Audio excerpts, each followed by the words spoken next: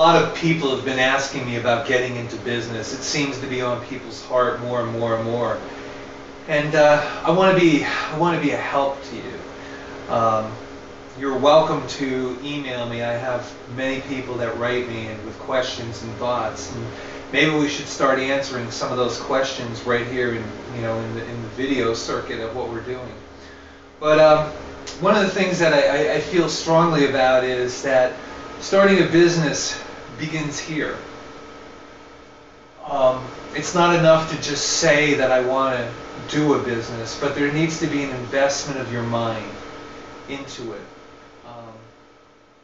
Anybody can start a business.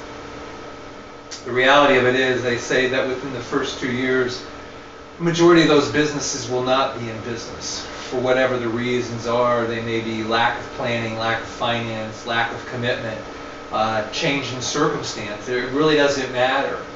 But I want you to be successful. So if you're one of those people that are watching these videos and following what's going on, and you want to be successful in your business, then you need to look at your mindset. What are you doing it for? Why are you doing it? And everybody's different. Some people like the freedom. Some people like the idea of being independent. Those are good things. But what it really will come down to is taking your mind and making room with the preparation of being in business. I mean, I can give you a lot of things. I mean, we can talk about things like, how do I start a business? What do I need to do legally? Do I need an accountant? Do I need a bookkeeper? Do I need to file with the state? The answers to most of those questions are probably all yes in most cases. I know there's a lot of multi-level or networking businesses where you don't need those requirements, and that's fine. You're an individual operating under the auspices of state government as it's geared for individuals. But if you're starting a business that's not like that, or you want to take, like I have a friend who opened a bakery recently, and it's doing great. The biggest problem is, how many customers can you handle with the equipment? So the big problem for my friend was getting the equipment that he needed. Some people are looking at buying businesses, and that's a whole other set of challenges. And starting your own or buying a business, they have similarities. You still want to make sure about the legality and the business structures and those kind of things. But buying somebody's existing business, there's a value to it. I could show you how to start a business on virtually zero. And if you're buying a business, you're probably going to be in debt for these things. You got to prepare your heart. What works for you? One of the reasons franchises so often work for people is because there's a system. McDonald's doesn't sell hamburgers. McDonald's sells a system. So you pay for the system that can plug anybody into it. So if you're one of the people that are looking at 2012 and you're thinking about starting a business, I encourage you to listen to some of the things I've shared about business quadrants and those kind of things, but also begin to do your own research. Go to the SBA. I'm not the big government guy, but they have great resources. They have resources, whether it be how to do a business plan, those kind of things. But one of the things that I look at, because I am a Christian business person, is I do ask you to go to God and see what God is saying to you. And if you're not a believer, or you don't think that's important, that's okay. You still will probably come to the same place. You may utilize friends as opposed to God, or not in opposition to God, but maybe in conjunction with God. You'll take friends and family, and what do they have to say? One of the things I'm doing a lot with people is I'm taking an inventory of what their lives look like.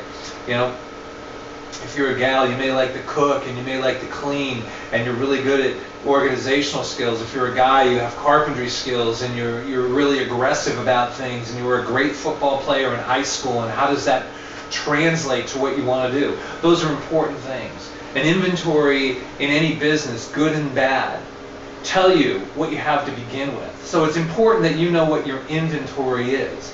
If you're really aggressive, or in that area, then you may need to figure a business that operates like that, because if you're thinking that you're going to sit in a retail store and be really aggressive, you may find that's not comfortable for you. Why? Because you're sitting around, I'm not demeaning retail, but a lot of times you're waiting for the client or the customer to come walking through the door. I've had a number of retail stores and retail shops, and I know what it's like to sit there when it rains and no one wants to come out. On the other hand, that aggression, and I'm not saying that in a negative tone, but that aggressive spirit, that go out and bring home the bacon kind of thought process may translate to sales and marketing or things that are more physical. I tell one of my sons loves the physical work lifestyle, and the thing that I've said to him is, I go, that's really great. Remember this, you're 25 years old. In 25 years old, you're probably not going to want to work like that. So you need to look at the plan and look where you want to go with it.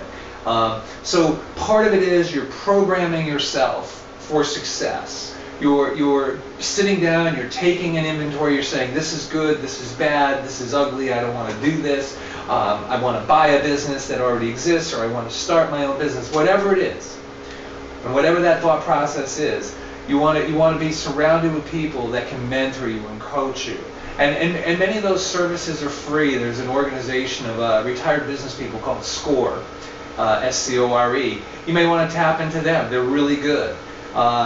Again, you got to decide. They may not be the big technology guys, but they know the grassroots of business. You need to have a product. You need to get it out there. You need to have integrity. They can teach you those things and show you those things.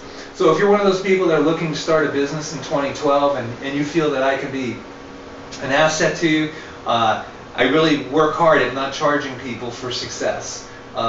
Meaning I don't charge anything. This isn't just a ploy to get you into what I do. I'm going to give you direction, and you're going to flow with it. I'm not a business coach. I don't consider myself that. I just like to see people be successful.